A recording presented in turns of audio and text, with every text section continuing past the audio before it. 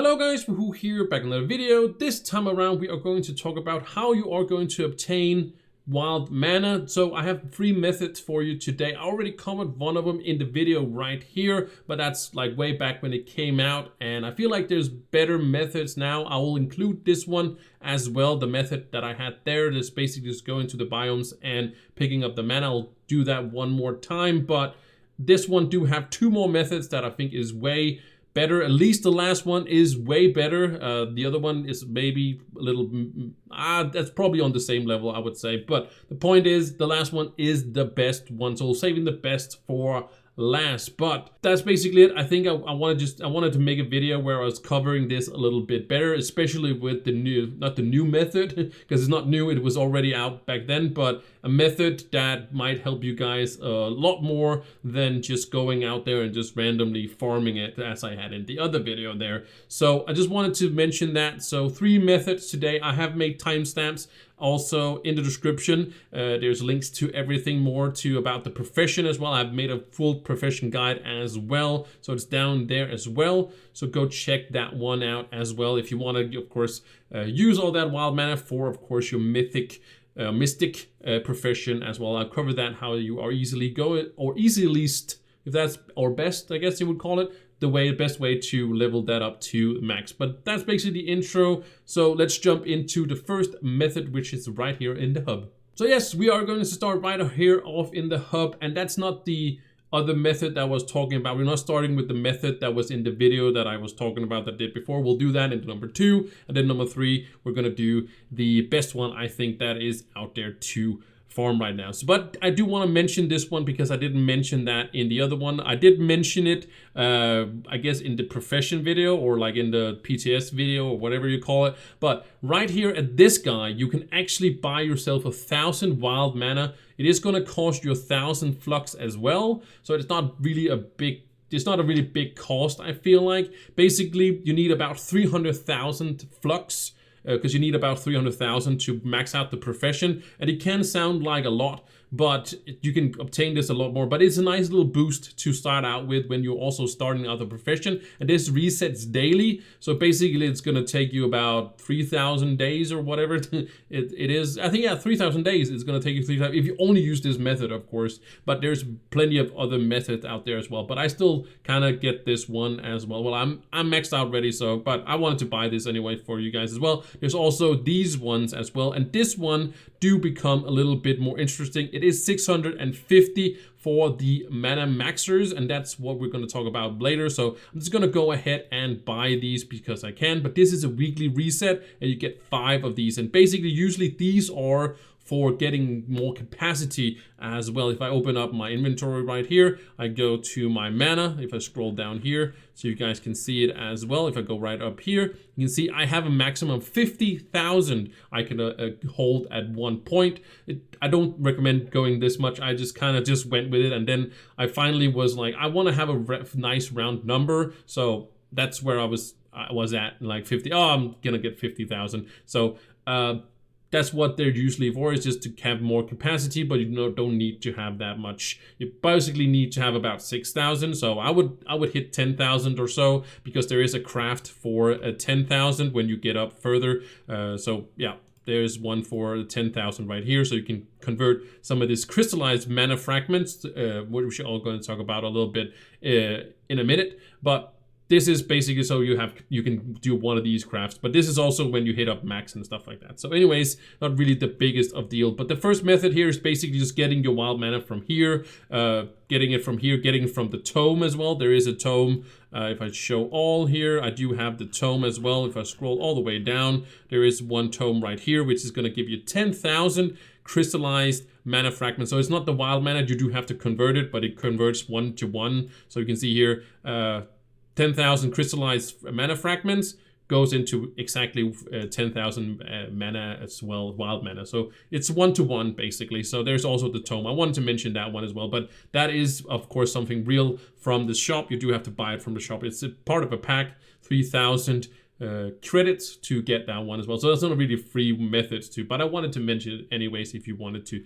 do so as well. But the point is, get your wild mana from here every day if you want to get that. Again, it's only 1,000 flux. It's not that much, or you can get some of it if you want to. It resets every day, but then also the mana maxer once. You should buy these as well. I'll talk about that in the last method, but yeah, you probably guessed it already. It's about the mana maxers, but we'll talk about that when we get to that method. But you should buy them every single week as well if you have afforded, of course. Not necessary, but it does give you a little bit of a boost. But that's the first method. Just get it from the NPC basically. So we can now move on to the second method. All right, so guys, for the second method, we are going to be right here in the hub right where we were before, because we need to know which biome it's going to be. It is the method that I was talking about in the video way back, like before. It is the method of just going to a biome and just farming it out. But it's not going to be the same biome. So for Karma, we talked about that in a different video. We talked about that one, where it's always going to be the same biome, but for the wild mana, it is going to change every single week. So for this week, you can see it right here in the crafting table. We can see it's going to be Candoria, it's going to be Fey Forest, and it's going to be Desert Frontier. These are the three. These ones are going to change. These are always going to be the same. These are always going to be the same, but these three changes every single week. So for the Karma one, it's always going to be the same zones, but for the wild mana, it is going to change every single week. So you can see it in the profession, but you can also see it on Trovasaurus if you want to see it there. They also have like on the front page where you can see if it's going to be Candoria or it's going to be, you know, Neon City biome or whatever it's going to be, but it changes every single week. It can't be the same week 2 weeks in a row or 3 routine. It's all random, right? So it can't be the same. It can be the same zone or biome 2 weeks in a row. So basically you have to go to one of these and get yourself those. So we're just gonna head into, I think we're gonna head into, let's head into Desert Frontier actually. Let's head into Desert Frontier and show you guys where you are going to get the mana, what it basically looks like. But yeah, let's go to a Desert Frontier. And now we are in the Desert Frontier biome. I did just go to the one that has the most, of course, because that is going to be where it's at. Again, we can go to Fey Forest or we can go to Candoria if you wanted to this week, and then next week it might be, or whenever you're watching this, it might be something completely different, right? But what it looks like is, of course, these one that's called Wild Mana, and just as you go up to them, and you can't use your attack on them, you can't use your mount to run over them, you do have to go and use your interact button. And for me, it's E, so I'm going to go ahead and interact with it. That one gave me 3 mana, but it can also give you 1. So I think it's 1 to 5 or something like per of these it can give.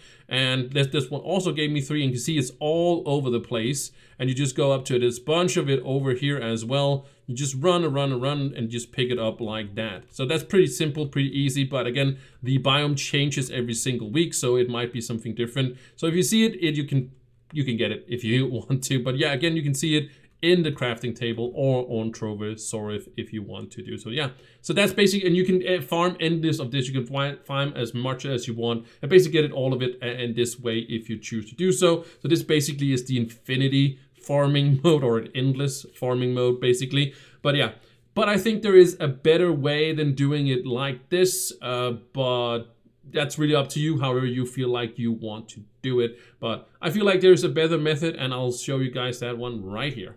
Alright guys, for the third and last method, it is of course the Mana Maxers we are going to talk about. So I did put away the other ones that I did have in my inventory just to show you guys a little bit how it really is, I guess. But usually you get these from defeating enemies, and usually you get them from opening those boxes in the end from the dungeon. So when you have the little chest, it gets from that. But I do feel like it has a better drop rate from mini bosses, and mini bosses, those are the kind of the name I gave enemies that are outside of the dungeons that still drop, like it has a guarantee to drop some loot that also drops boxes and stuff. So usually we just skip them because they don't really drop anything. Well, of course the boxes and stuff like that, but they don't drop all the stuff that a chest does from a dungeon. So usually I just skip them. But maybe you shouldn't skip them if you are doing these, because it seems like they'd have a really, really big drop chance. I have defeated a few of these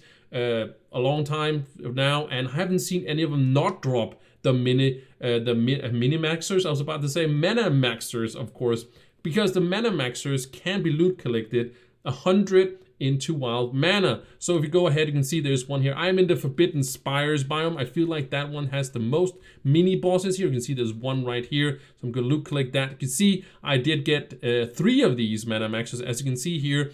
When you are, but you can't see it right here, but it does collect into 100 mana. It does say that when you, of course, increases your amount of that. So instead of doing that, but loot collect them, you are gonna get the crystallized mana instead. I'll show you guys that as well. But as you can see now, I defeat another one, and we got 2 this time. So now we're on 5. So that's 500 crystallized mana. And if we, you know, remember from the last step, you the wild mana is 1-to-1 with the other ones as well. So I'm gonna put here my house down right here. You can also see we are in the, you know, in the close to the desert biome we were before. But the point is, if you can combine those two, if you can combine, you know, the biome that week, and also maybe with the Forbidden Spires, but it doesn't have to be the Forbidden Spires. They can do drop from any mini boss in any biome, in any world, and any difficulty. It doesn't matter. But we go here and we go down here to this one. As you can see, these 5 loot collect into 500 of the crystallized mana,